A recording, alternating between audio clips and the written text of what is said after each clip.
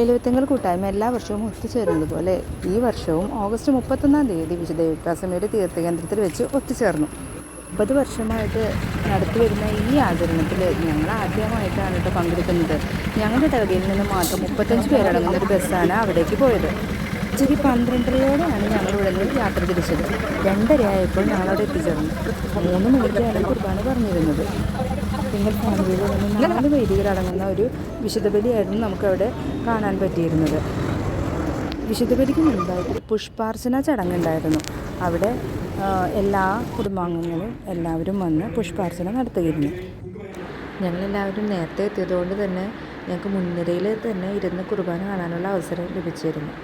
4 അച്ഛന്മാരുടെ ആഘോഷപൂർവമായ ഒരു പാട്ട് കുർബാന തന്നെയായിരുന്നു അവിടെ. ഏപ്രസിമയുടെ പള്ളിയിൽ ആദ്യമായിട്ടാണ് ഞാൻ സത്യനായിരുന്നു വന്ന് നമുക്ക് സന്ദേശം നൽകിയിരുന്നത്. വളരെ അർത്ഥവത്തമായിട്ടുള്ളൊരു സന്ദേശമായിട്ട് എനിക്ക് തോന്നിയത് കൊണ്ട് അതിൻ്റെ ചെറിയൊരു ഭാഗം ഞാനതിൽ ഉൾപ്പെടുത്തി.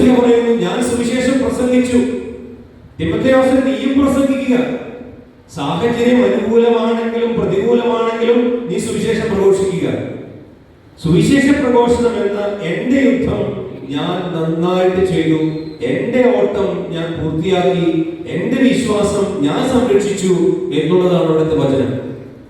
നീതിയുടെ കിരീടം തമ്പുരാൻ വെച്ചു കൊടുത്ത ഒരു വ്യക്തി നമ്മുടെ മുമ്പിൽ നിന്ന് പറയുകയാണ്, ഈ നീതിയുടെ കിരീടം ഞാൻ ചൂടിയത് വളരെ സിമ്പിളായിട്ട് ജീവിച്ചിട്ടല്ല. ഈ അടുത്ത കാലത്ത് വാട്സപ്പിൽ വന്നൊരു സന്ദേശം, ടേക്ക് ഇറ്റ് ഈസി എന്ന് പറയുന്നത് വളരെ തെറ്റായ ഒരു കാര്യമാണ്. Take it hard. എല്ലാം ഈസി ആയിട്ട് എടുക്കാൻ ജീവിതം എന്ന് പറയുന്നത്. നമ്മളൊക്കെ ക്രിസ്തീയ ജീവിതം നയിച്ചുകൊണ്ടിരിക്കുന്നവരാണ്. നമുക്കൊക്കെ അറിയാം, ഒരു നല്ല ജീവിതം നയിക്കണമെങ്കിൽ എന്ത് കഷ്ടപ്പാടാണ്. ഒരു വിശുദ്ധ ജീവിതം നയിക്കണമെങ്കിൽ വളരെ ബുദ്ധിമുട്ടാണ്. അതുകൊണ്ട് തന്നെ കർത്താവ് പറഞ്ഞു, നീ പ്രവേശിക്കേണ്ട കവാടം അത് ഇടുങ്ങിയതാണ്. ടേക്ക് ഇറ്റ് ഈസി എന്ന് പറയുന്നത് വിശാലമായ ഒരു കവാടത്തെ പറ്റിയുള്ള ഓർമ്മപ്പെടുത്തലാണ്. ടേക്ക് ഇറ്റ് ഹാർഡ്, കഠിനമായിട്ട് എടുക്കുക എന്ന് പറയുന്നത് നേരോ ഡോർ, വളരെ ഇടുങ്ങിയ വാതിലാണ്. സ്വർഗം ഉണ്ട് എന്ന് കൃത്യമായിട്ട് പറയുകയാണ്. സ്വർഗം ഉണ്ട്. ഇന്നത്തെ യുവജനങ്ങളുടെ ഇടയിൽ നമ്മളൊന്ന് പരിശോധിച്ചാൽ, അവരോട് നമ്മളൊന്ന് ചോദിച്ചാൽ സ്വർഗവും നരകവും ഉണ്ടോ എന്ന് ചോദിച്ചാൽ ആർക്കറിയാം എന്ന ഉത്തരമാണ് പറയുന്നത്. ഇവിടെ ഇരിക്കുന്ന കാരണവന്മാരായിട്ടുള്ള നിങ്ങളോട് തന്നെ ചോദിച്ചാൽ സ്വർഗം ഉണ്ടോ? അത്ഭുതങ്ങൾ പ്രവർത്തിച്ചു എന്ന് 2 പ്രാവശ്യം അത്ഭുതങ്ങൾ പ്രവർത്തിച്ചു എന്ന് ഉറപ്പാക്കിയതിനു ശേഷമാണ് ഒരാളെ വിശുദ്ധ അല്ലെങ്കിൽ വിശുദ്ധൻ എന്ന് നാമകരണം ചെയ്യുന്നത്. നിങ്ങൾക്കറിയാം, ആദ്യം ദൈവദാസൻ ദാസി എന്ന് പറയും. അത് പ്രോസസ്സ് തുടങ്ങുന്ന സമയത്തെ പേരാണ്. പിന്നീട് പ്രോസസ് എല്ലാം വത്തിക്കാനിലെത്തി എല്ലാം സ്വീകരിച്ചു കഴിഞ്ഞു എന്ന് പറയുമ്പോഴാണ് ധന്യൻ അല്ലെങ്കിൽ ധന്യ എന്ന് വിളിക്കുക. 3-ാമത്തേതാണ് എന്താണ്? ഉറങ്ങുന്നവരൊക്കെ എഴുന്നേറ്റ്. 3-ാമത്തെ എന്താ? സെയിന്റാണോ 3-ാമത്തെ?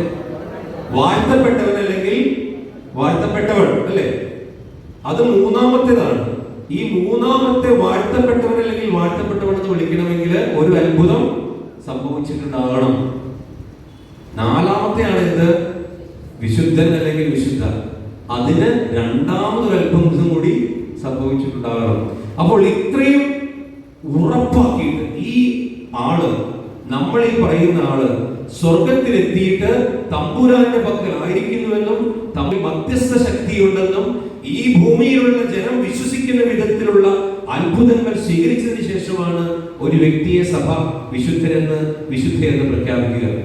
എനിക്ക് തോന്നിയത്, നമ്മൾ ഈ ആചരണം തുടങ്ങിയപ്പോ 9 വർഷം മുമ്പ് നമ്മൾ ഈ ആചരണം തുടങ്ങിയപ്പോ നമ്മളൊരു ആപ്തവാക്യം നമുക്ക് വേണ്ടി ഉണ്ടാക്കിയിട്ടുണ്ട്. ഞാനത് നിങ്ങളോട് ചോദിക്കാൻ ആഗ്രഹിക്കുകയാണ്. എന്താണ് നമ്മൾ എടുത്തിരിക്കുന്ന ആപ്തവാക്യം? ആർക്കെങ്കിലും ഓർമ്മയുണ്ടോ? ആപ്തവാക്യം വിശുദ്ധയുടെ വിശുദ്ധ എന്ന് പറഞ്ഞ ഓർക്കുന്നത്, വിശുദ്ധയുടെ കുടുംബം വിശുദ്ധിക്കായി എന്നുള്ളതാണ്. ഒന്ന് പറഞ്ഞേ, നമുക്കൊരു ശക്തമായ വെല്ലുവിളി നമ്മുടെ മുമ്പിൽ നിൽക്കുന്നുണ്ട്. അച്ഛൻ്റെ ഈ സന്ദേശത്തിന് ശേഷം പിന്നീടുണ്ടായിരുന്നത് അവസാന ശുശ്രൂഷയായിരുന്ന തിരുശേഷിപ്പിൻ്റെ വാഴ്വായിരുന്നു. അതെല്ലാവരും ഭക്തിയോടെ തന്നെ പങ്കെടുത്തു. അതിനുശേഷം ചെറിയൊരു സ്നേഹവിരുന്നും കൂടി അവർ ഒരുക്കിയിരുന്നു. അന്നത്തെ ദിവസത്തെ കൂദാശകർമ്മങ്ങളിൽ എല്ലാം പങ്കെടുത്തിരുന്ന എല്ലാവരും തന്നെ ഈ സ്നേഹവിരുന്നിലും പങ്കുചേർന്നിരുന്നു.